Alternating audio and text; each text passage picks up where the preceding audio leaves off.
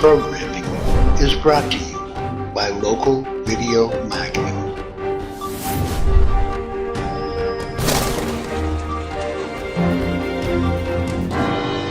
In association with Coach Chick's Mastermind Group and CoachChick.com.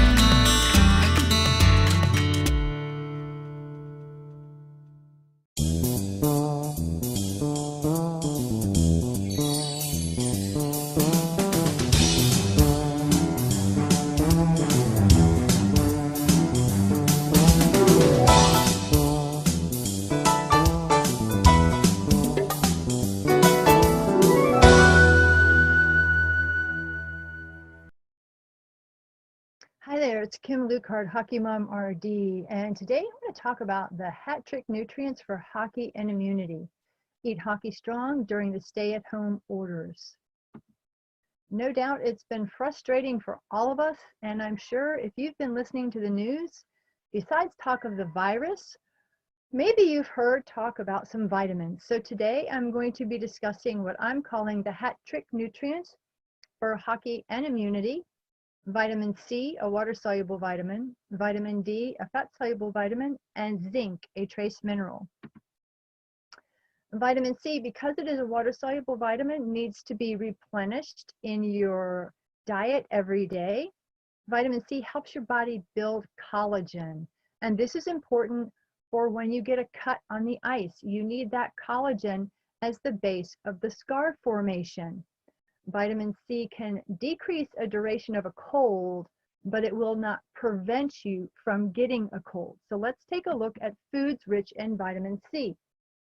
The berry group is a wonderful group to consume. Strawberries, blueberries, raspberries, blackberries, huckleberries, all the berries are a wonderful source of vitamin C. You can mix them in a smoothie. Then you have your citrus fruit, limes, lemons, grapefruits, and oranges that you can squeeze into a juice or add with any meal throughout the day. Broccoli and green peppers and yellow peppers, red peppers and orange peppers, those bell peppers and the broccoli are two examples of some vitamin C rich vegetables that you can include in salads as well as stir fries or on a sandwich. Vitamin D is a fat soluble vitamin. And vitamin D helps your body absorb more calcium. This makes this vitamin very important for bone health. So get outside and let the sun hit your skin. This is when the sun helps your body start to make vitamin D.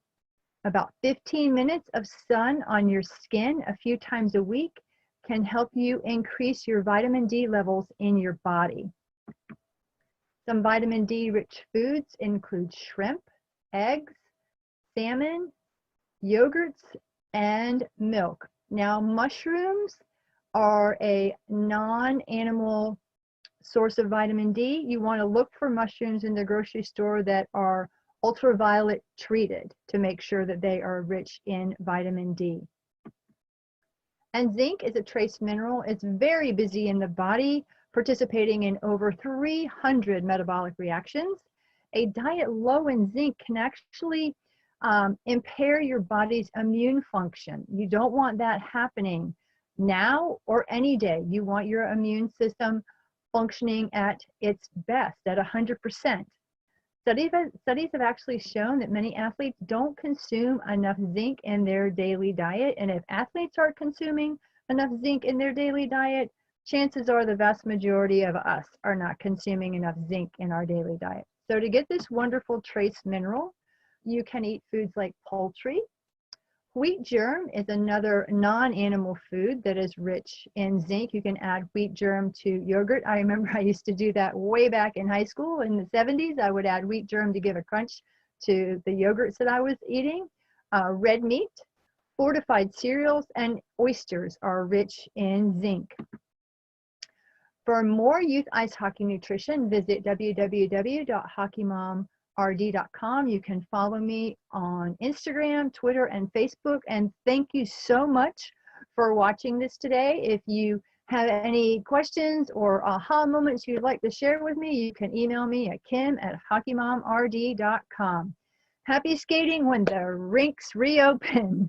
This is Kim Lukhard, Hockey Mom RD. See you next time.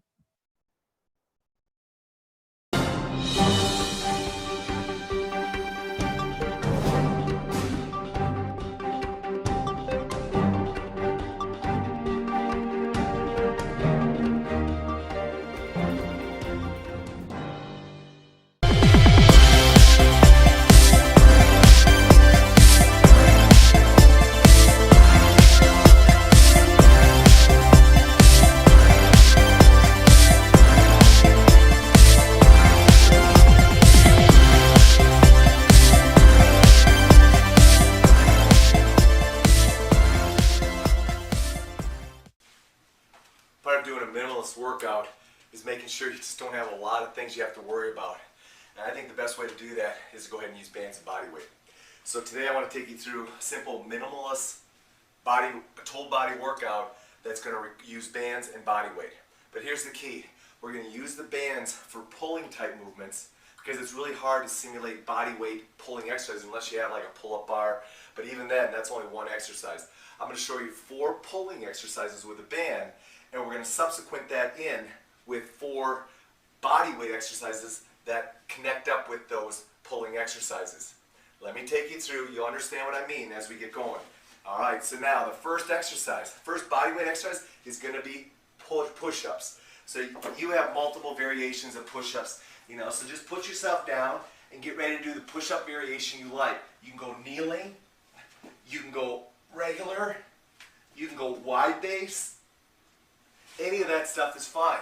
Alright, so go ahead and knock out your push-up. From there, we're going to go into just going right into a seated row. Now, choose the level of band you want, but make sure rowing is a strong exercise. So make sure that you have a heavy-duty extra band so you can really work at doing some great seated rows to hit that mid-back.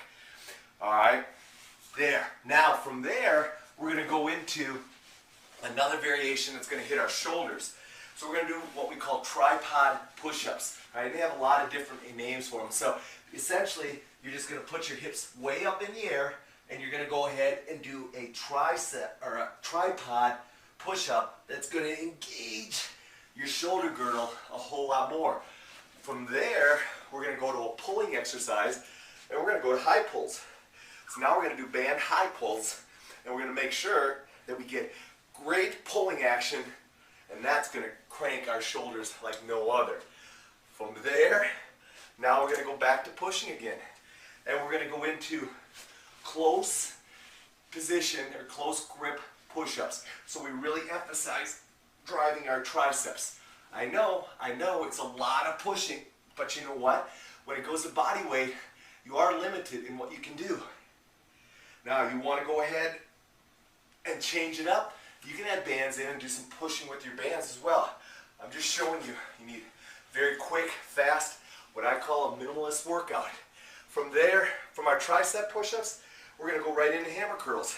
So we're going to use the band once again for a pulling movement. In this case, it's going to be hammer curls. From there, we're going to go right into our body weight exercise. We've got to hit our lower body.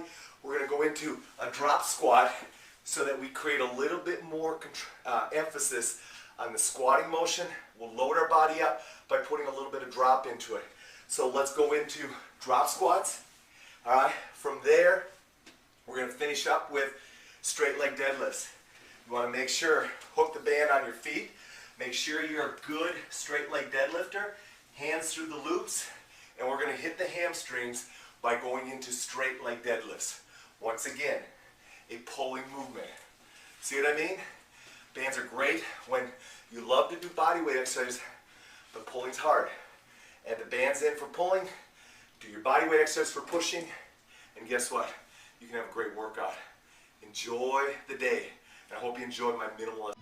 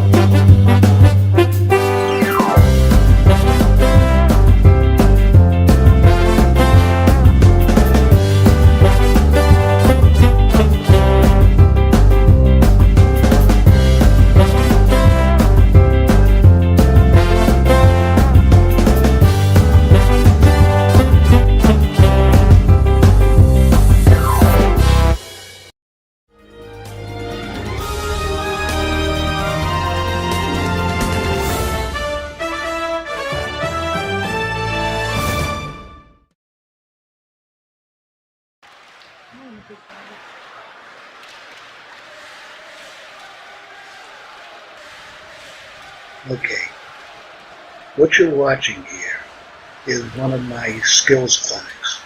I actually put through different skills clinics. that took place probably around the year 2000. And as I joke every once in a while, it was often like the scene of the crime. But what I'm going to tell you about tonight has to do with a dad and his son, a longtime student of mine, really nice people, nice family. But I was really bothered on a given night when the boy kept on leaving the ice. He was a skilled player, he was a hard worker, and all of a sudden he was trying to get away from the ice. The dad ultimately explained to me that the boy had been experiencing some back problems the last couple of times he skated. And this was the first time he was with me and had that back problem. You know, I had to be responsible for the ice, so it was one of those things where I'd run over and talk to the dad at the sideboards for a minute, let the boy know that I cared about him, and then run back to supervising my clinic. But as we went back and forth, I tried to quiz the dad on things like, you know, did he have a collision during a recent game? No, he hadn't. Did he have any new equipment, like a new stick, or, you know? And the dad initially said no. I said, how about the skates? And he said, well, I did buy him a pair of used skates. And that's what he's wearing now. And I said, the problem has come since he's been wearing those used skates? And the dad said, I think so. What I told the dad to do was get those skates off fast and bring them down to the pro shop that was down in the corner of the rink. And I said, ask the guy to check for a certain thing. He came back probably about 15 minutes later, and here you go.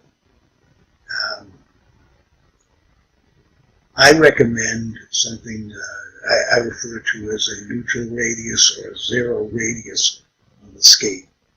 And the skate radius for a hockey skate is generally like it's cut out of a 9-foot circle. And that can be adjusted and stuff at advanced levels, but basically we're talking about a 9-foot radius circle. That's where the term radius comes from. And again, I usually recommend that the player have the radius done so the balance point is in the middle of the blade, and that's what many of us would refer to as a zero or neutral. What the guy in the pro shop had discovered and told the dad was that the previous owner of the skates quite evidently was a defenseman. And he thought that it would help if he had his skate radius changed slightly and have it make him lean backwards so that supposedly it was going to help him skate backwards better. Anyway, I told the dad, listen, it'll cost you a few dollars, and I mean, back then it was under $10, I think, to have a zero radius put back on the skate. I don't think it was instant, but it did cure the problem when the kid was back to skating normally after that. Where did the back pain come from? Normally the kid was used to balancing and having his posture be balanced over that midpoint on the blade.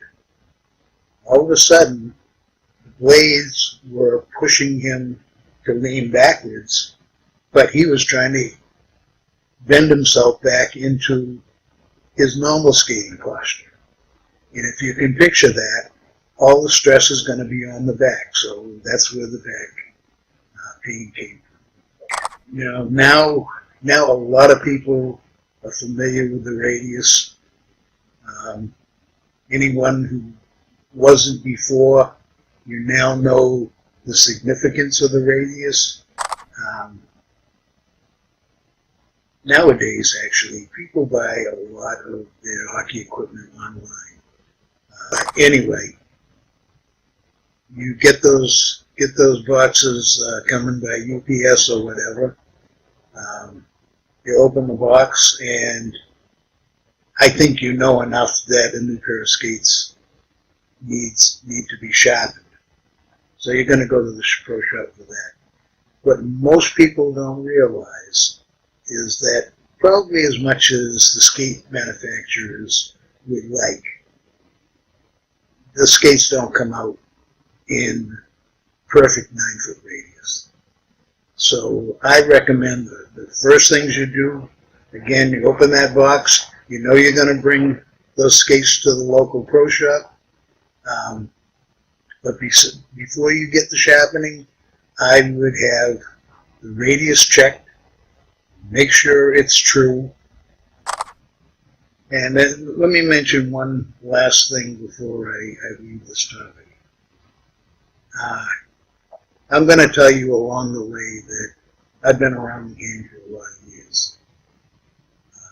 And one of the benefits is going through trial and error.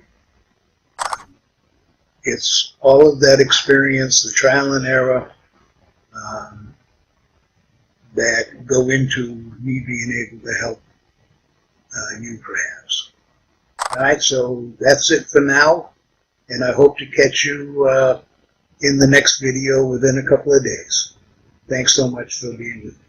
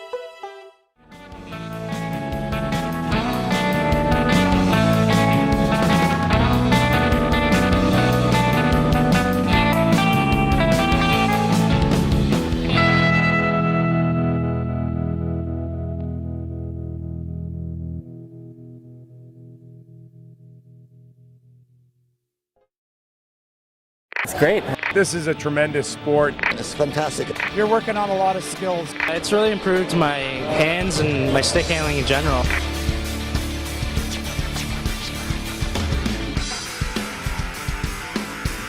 Well, I think hockey players are always looking for ways to improve their skills, and what floorball really does is it gives you soft hands. It's a light ball, it's a shorter stick, so it really focuses on stick handling, passing, and shooting skill, and guys are noticing that. I think it's kind of like a mixed hybrid game of you kind of got the wiffle ball, kind of like lacrosse style sticks and hockey, so it's a great game, great healthy game. You get you sweating out there, you're moving around. It's a great off-ice tool, it's fun, it's hockey related, and I really hope to see it grow in the sport and grow to the NHL level.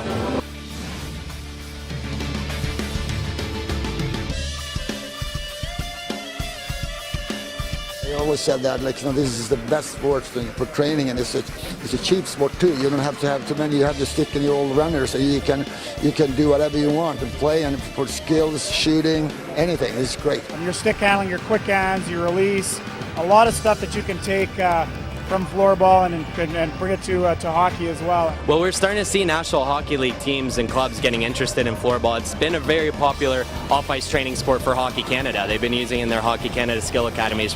for almost 8 years now. Much like hockey, same basic principles. You want to pressure your opponent. You want to go hard to the net. Everything that the game of hockey, ice hockey brings, we can find right here on the gym floor. You know, floorball really gives you nice dangles. A lot of guys dangling all these Zorro moves, so you know, it really helps you out. And you know, the cardio aspect too. You know, you're running hard, but you're having fun at the same time, so it's great. Did anyone score here or what? Yeah. Ah! Let me see that curve. Some of these guys, seeing the stuff they're doing with the ball is incredible. They make it look easy. We thought we could do it, but we definitely couldn't. We need some practice. So it was great. Some of these kids are really talented. So you know, I think this game's going to go a long way.